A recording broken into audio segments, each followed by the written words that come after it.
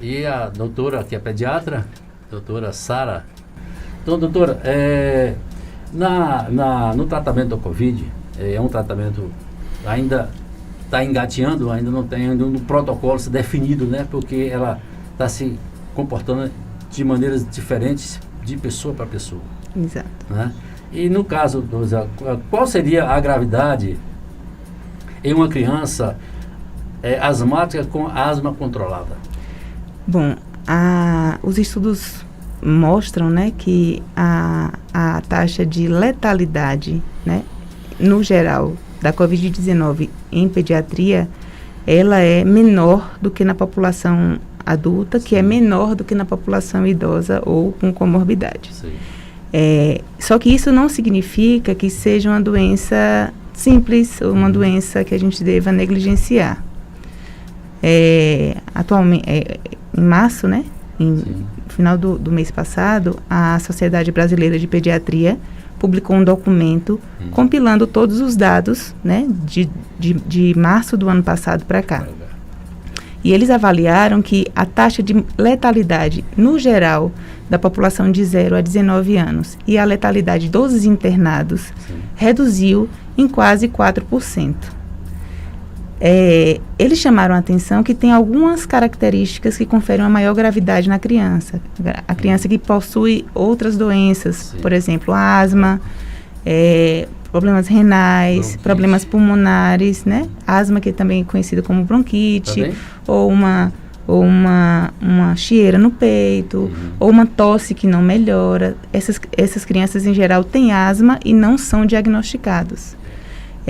Outros fatores que conferem um maior risco de complicações da Covid-19 em crianças são as crianças que são portadoras de necessidades especiais, que têm dificuldade em tossir, uma criança que tem paralisia cerebral ou algum problema neurológico que confira a essa criança dificuldade na sua locomoção.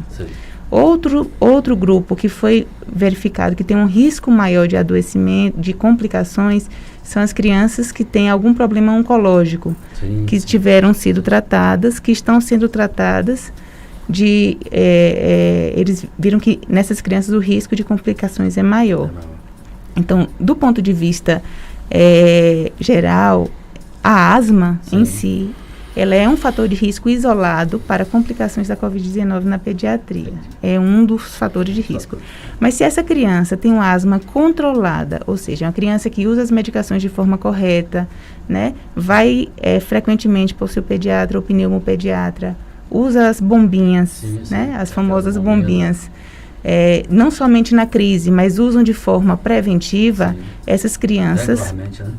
essas crianças perdem o seu perfil inflamado, porque a criança asmática era uma criança inflamada, e elas têm um risco muito parecido ao de uma criança que não tem a doença. Então, se a asma é controlada de forma efetiva, essa criança, teoricamente, não tem esse risco adicional.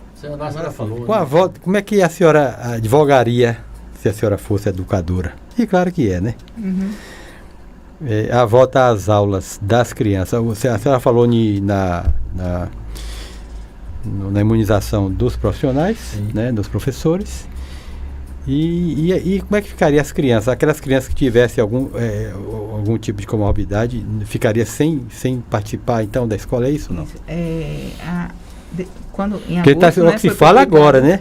Está todo mundo futucando porque já não dá mais ficar com as crianças, moço. Uma situação insustentável, né? Então, a gente, desde agosto, que a gente teve essa publicação de dados que me davam segurança para um retorno à escola com protocolo, né? Então, a gente não viu nada mudar. Então, de agosto até dezembro e de dezembro até agora, a gente não viu nada ser feito, nada ser estimulado, porque é aquilo que a gente tinha falado no início, é um assunto negligenciado. O COVID na criança, ele é um assunto um pouco esquecido, porque o que chama mais atenção é o idoso, é o adulto com comorbidade. Então, muitas vezes, o cenário de caos na gestão, né, da gestão como um todo, ele vai querer melhorar o que está chamando mais Atenção, atenção, que é a morte de idosos, a morte de adultos jovens, morte com pacientes com comorbidade. E aí a pediatria, a escola, vai ficando em segundo plano. Não que eles não sejam importantes, claro, mas porque numa gerência de caos, você tem que focar nas prioridades, focar né? nas prioridades. Tem que eleger as prioridades. Exatamente. Só que o grande problema disso é que o retorno das aulas com esse protocolo adequado, o uso adequado de máscara, higienização das mãos, fazer o isolamento vertical. O que é isolamento vertical? Professores que tenham comorbidades, alunos que tenham comorbidades, eles continuariam no modo remoto porque o risco deles voltarem à escola é maior do que o benefício. Sim. Já crianças que não têm nenhum fator de risco, que não têm comorbidades significativas para a Covid-19, elas devem voltar ao ensino presencial. Elas precisam conviver com outras crianças. Quem diz isso não sou eu, quem diz isso são várias instituições do mundo inteiro. Só que assim, quando a gente vê uma notícia, no Canadá voltou a aula, liberou a aula, voltou. Pode acontecer. Mas voltou de novo o lockdown. Exatamente. Minha neta está aqui no lockdown, eu falei com ela aqui nesse Exatamente, porque não foi por conta da escola. Foi por conta de várias outras questões, sobretudo de adultos jovens, que muitas vezes não obedecem às características do isolamento. Eu tenho outro neto na Califórnia que voltou para a escola, mas acontece que uma criança da escola pegou Covid e suspendeu o resto. Que foi, na verdade, faz bloqueio, né? Você não suspende temporariamente.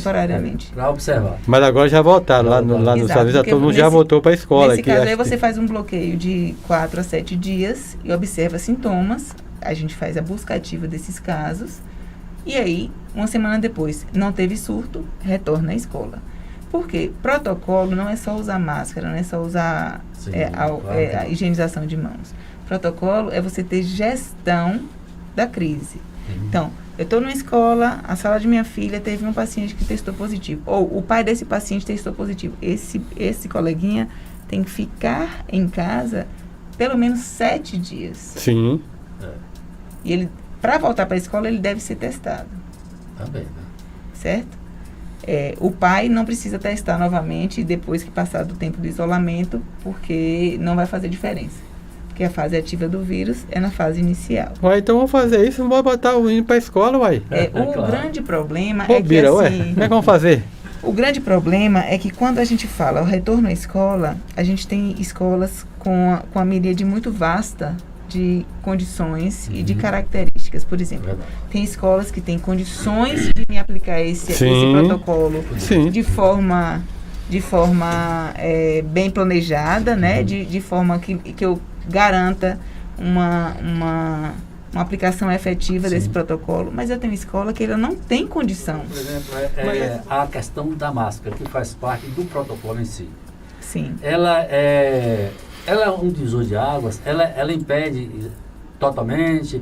A criança precisa ou não precisa usar máscara, doutora? Esse é um dos assuntos mais polêmicos dentro da Covid. Sim. Então, ainda não se sabe qual a idade ideal para a gente recomendar o uso de máscaras. Mas um conjunto de especialistas em várias partes do mundo convencionou que acima de 2 anos é necessário usar máscara. Abaixo disso, não há recomendação de máscara, porque o risco de asfixia, de problemas no desenvolvimento, né?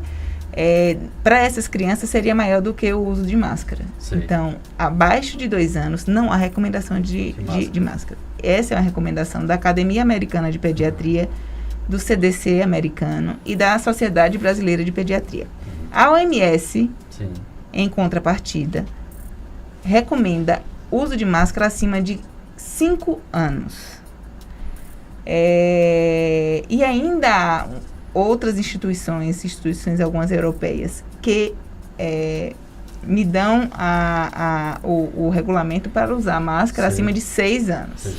Então, abaixo de 2, nunca usar. Entre 2 e 6 anos, 2 e 5 anos, Sim. avaliar caso a caso, Sim. desde que eu garanta que essa criança seja continuamente supervisionada por adultos. Sim. O grande problema, toda vez que eu vou ajustar a máscara no rosto, ou eu vou, essa criança leva a mão na máscara, eu tenho um risco adicional de contaminação. Então, a crítica para o uso de máscara entre 2 e 6 anos é exatamente essa incapacidade da criança, por si, Sim. só De manter a máscara, manter a no rosto máscara local. bem ajustada, sem precisar fazer ajustes recorrentes.